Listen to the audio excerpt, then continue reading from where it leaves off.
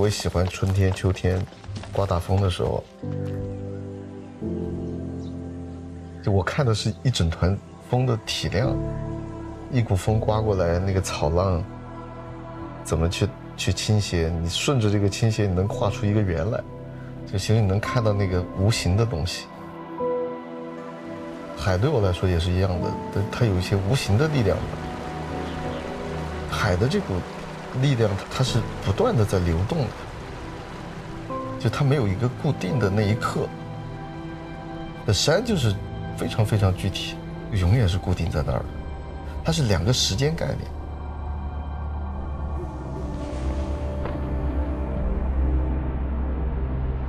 所有的食材在成为食材之前，它都是生命，所以把食材变成食物，本身就是一场行为艺术。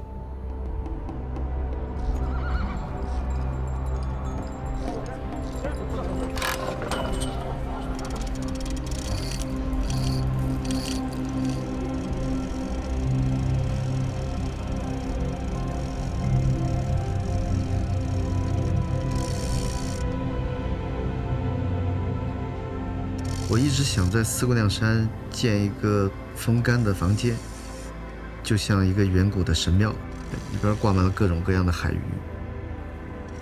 因为有鱼的地方就是海，让鱼重新再游回来，就是把高山还给大海。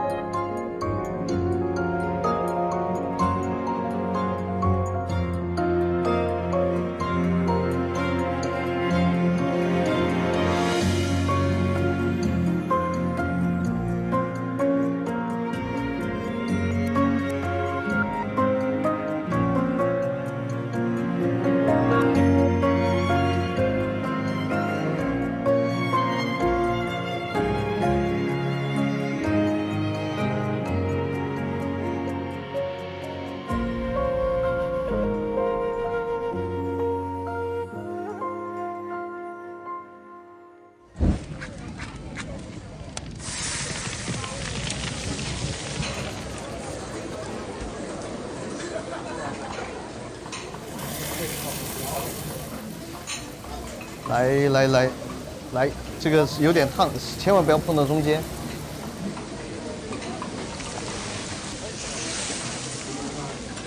这个你能接受吗？这个是一个猪的下颚，这一个鱼香虾是一个川菜里边的猛吃的鱼香，它的原版是玉波玉老师。我觉得瑟芬他去介绍这个，就是他在导览他的作品，观众可能一点都不 care， 但是你必须要非常认真的把这一场导览做完。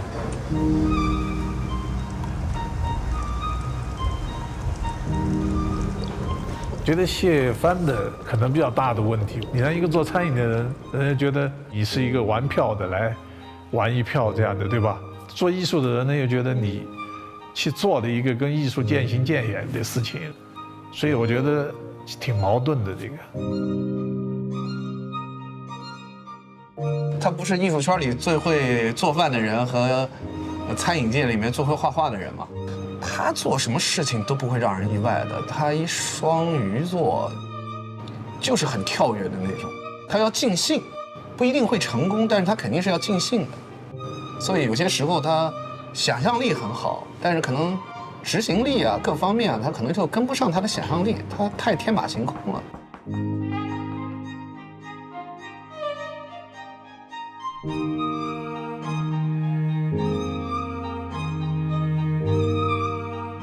我为什么对餐饮感兴趣？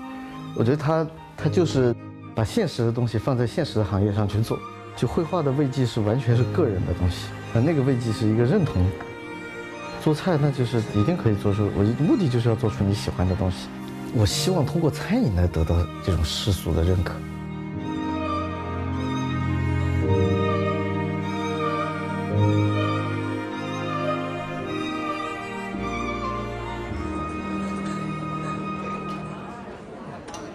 我一说我是江油人，别人就会第一反应，哎，江油肥肠。我说对。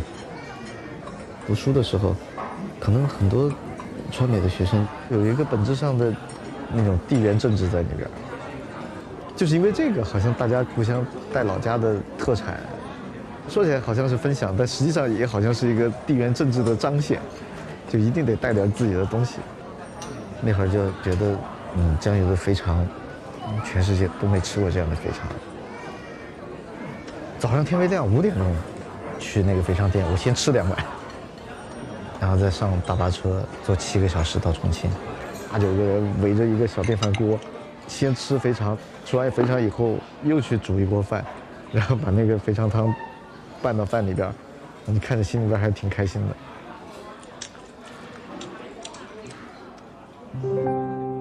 重庆的肥肠是煮过的，煮熟了再烧的，所以它吃起来是软绵的，不弹也不鲜。然后江油肥肠就又脆又弹又嫩又鲜。后来开餐厅的时候，他们都说：“你的餐厅怎么可能没有肥肠？”后来我觉得我一直没做的原因，其实是我怀疑了江油肥肠本身的美感。我可能觉得我需要让这个江油肥肠有更好的形式出现在这个餐厅，但实际上我在考虑这些的时候，我就犯了，我一直跟大伙儿在强调尊重本身的美感的这样一个前提。我觉得更应该做的就是把我小时候父母带着我晚上去市中心那种宵夜的感觉体验出来。我小时候最早吃到的江油肥肠是宵夜，它传达给我的感觉就是比正餐还好吃。有人会质疑谢帆做饭，谢帆的餐厅到底好不好吃，但他前提肯定不知道我是一个四川人。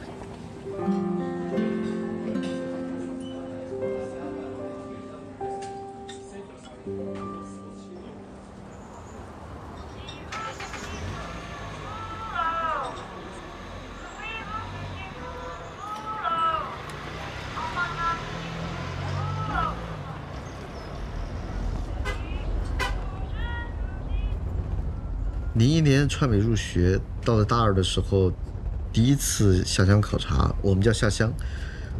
四川美院在90年代代表着乡土美学，大家都画少数民族，包括像何多宁他们当时画的乌鸦，还有马背上的彝族儿童，那个阶段的还是浪漫主义。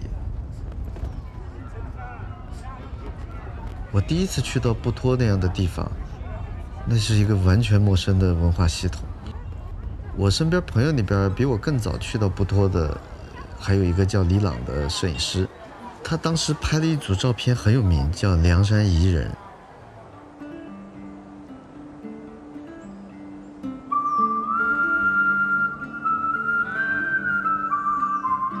所有的东西，我觉得对他们生活在那个地方，一切都是合理的。他们和土地非常近。因为他们土地，因为他们的劳动，实际上在那个时候是给他们带来了一种愉悦的一种心情在里边。包括你深入到他们的乡镇、村庄，他们都是这样的，就蹲在那个街边或者房檐下面喝酒聊天，就是他们的生活。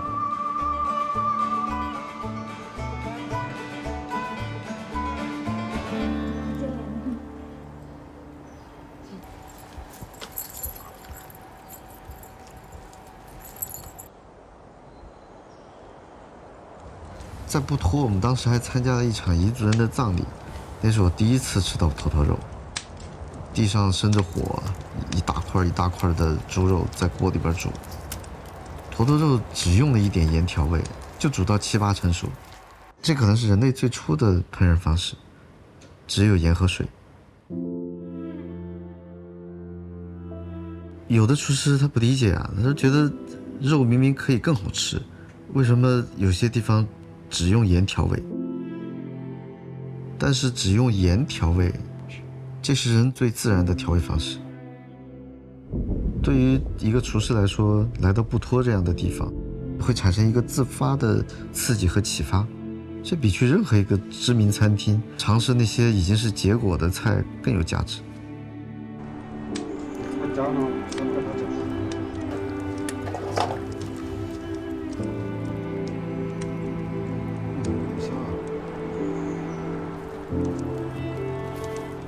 做了餐厅之后，我就带厨师团队再一次去到布托。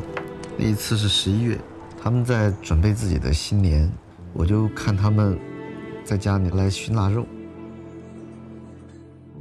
后来他们就送了我一些，我就拿到餐厅，把鸡肉、鱼肉、猪肉统一熏了一遍。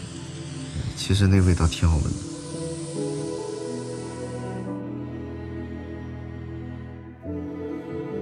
四川盆地的湿度大，食物容易变质，脱水保鲜的方式很多，烟熏、腌制、风干都行。烟熏其实只是它保存手段带来的一个附属，但是大家的味觉记忆里边已经留下了它烟熏的风味。那个地方的土地和海拔还有气候很适合种土豆。我们当时写生的时候都是在户外嘛，那个班长找了个小朋友，就让小朋友帮我们准备午饭，班长给了20块钱，20块钱20人，每人1块钱的预算，我们就在田里边布头坝子里边画画，小孩就在田埂上生上火，然后就帮我们烤了一堆土豆。这个好了吗？好了吗？好了。好了吗？好了。那个确实是我吃过最好吃的土豆，当时啊，现在也是，非常的细密，非常的细，非常的密。后来老师问了一下午饭多少钱，说20，然后老师一下就急了，你傻呀，20块钱在这儿可以买一拖拉机土豆了。布托县有一波从江油过去支援的人，其实还是在做一些因地制宜的品种的选种优化。布托对我来说，它是一个可以反复去咀嚼的地方。我有2张照片，一张是20年前拍的，彝族人坐在地上吃饭，但那个时候完全不觉得脏，照片里面所有的东西是很有美感的。第2张照片是22年，我带着厨师团队再去布托，画面里就多了很多花花绿绿的塑料盘。我看到那种焦的糊的，突然有一刻我就觉得这盘是不是没洗干净？其实脏和不脏，它是一个既表面又哲学的问题。以前彝族人的这些木质餐具，它是长时间滋养出来的，像刷木蜡油一样。后来看到这种塑料的餐具，你就觉得很不舒服。我觉得这其实只是容器发生了变化。当然我肯定是没有发言权帮他们左右什么东西是对错，不能因为我们对那个时代的向往，就反对偏远山区人对更便利生活的追求啊。如果我们谈到文明的进步，我们不仅要看到像北京、上海这样的1线城市，我觉得还要看到像布托这样的地方。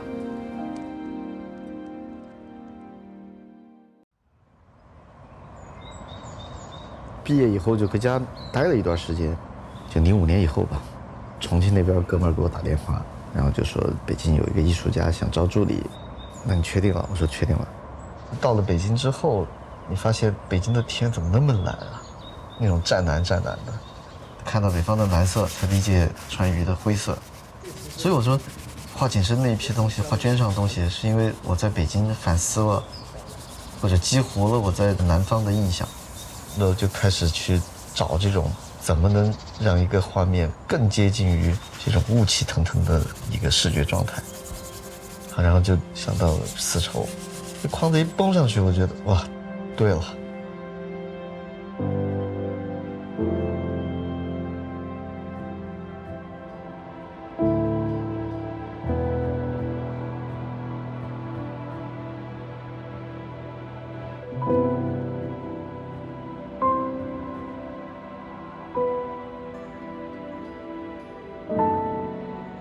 材料一改变，其实就意味着观念的改变。景深那个阶段，其实就是他在绢上画油画的那个阶段，行业内部建立职业形象的那个阶段，就是他以前是艺术家的一个助手，但是因为有了景深那个展览之后，他成为一个独立的职业艺术家了。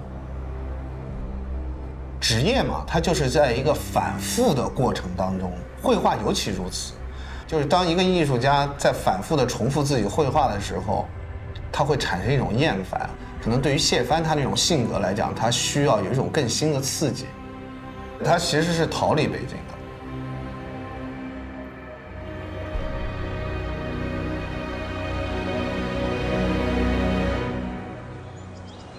12年第一个个展做完之后，那时候卖得很好，全部都卖掉了。我应该算我最好的时候离开北京，就我个人最好的时候。我不接受那个阶段的成功，我心虚。心虚就是觉得我这几张画完我就画不出来更好的了，然后我得去找更好的东西，我得再成功一次。正好那个时候孩子快出生了。我就给自己找了个借口，离开北京回江油。那个时候，一边期待一个新生命的降生，然后一边回忆自己的成长，这个感觉就像照镜子一样。回到江油，把自己清空之后，我才开始思考风格和表达的关系。想明白了自己接下来该画什么，那算一次觉知。这种觉知后来又有了一次。那是几年之后，我开始跨行业。就做了餐饮之后，我又感觉生命感出来了，就从头开始学，怎么去做仪式感，怎么去做服务，怎么去沟通。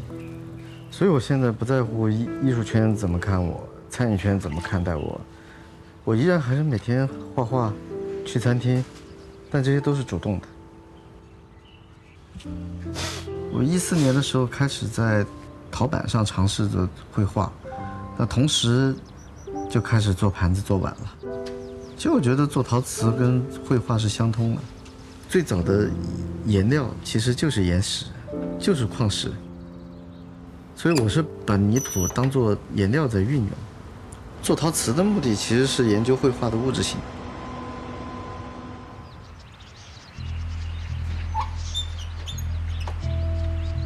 谢帆他其实他的所有的装盘啊，还有他的那些器皿，都是他自己设计制作出来的，他更容易知道如何去搭配材料和实物之间的某种关系，那种视觉上的关系。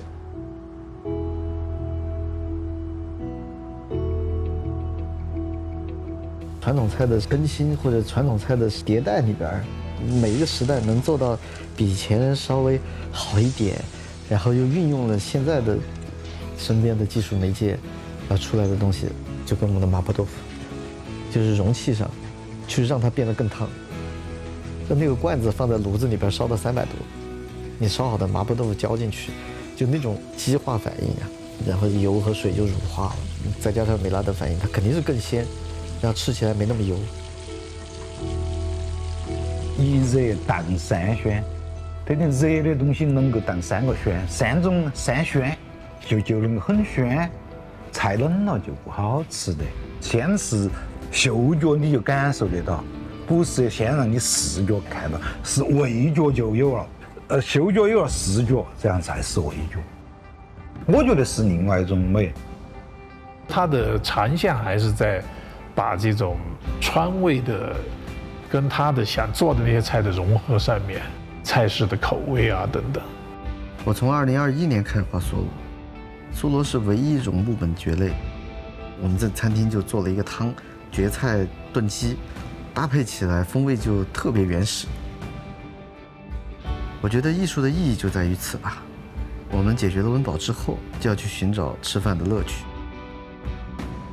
他们都会对于时间、对于历史有某种崇拜或者是那种迷信，他善于把各种关系都放在这个食物当中嘛。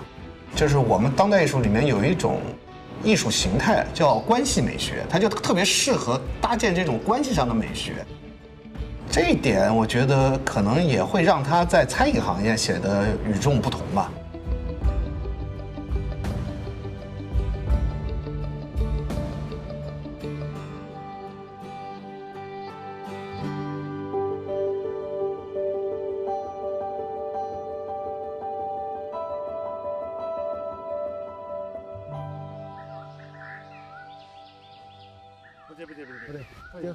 这个牙口它到不到那儿，到不到那个小包包那儿。他们4个就在这个缺口点。在这之前，我从来没尝试做过装置艺术。那天在四姑娘山其实挺折腾的，那套装置事先也没有组装过，而且半道还下着大雪。改开一下，给改下来。高原上的风可以让任何东西的风味都凝聚起来，它有它的实用性。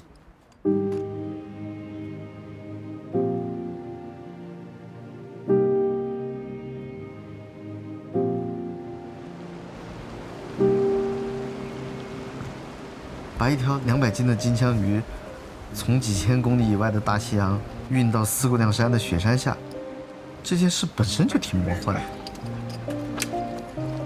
当时我就想啊，在远古的时候，这个地方还是一片汪洋，游的全是这样的鱼，就像山坡上的牛一样。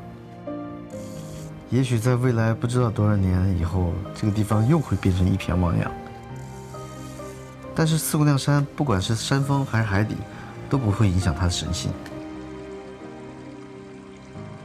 一个艺术品和一个菜单，它共同诞生的逻辑，就是把现实中的物重新排列组合，创造新的价值。区别是，作品其实就是艺术家的出口，他只用为艺术家自己负责就可以了。厨师是要为食客的体验负责的。在餐厅里受到大家认可的时候，我是有发自内心的成就感。就有的人会觉得说，你可能作为一个艺术家，你应该比较专注的做你的关于艺术部分的东西。可能我理解的谢帆呢，他是本来就热爱这个东西，可能他就觉得这辈子也是必须是像他做艺术一样，必须要坚持做的一个东西。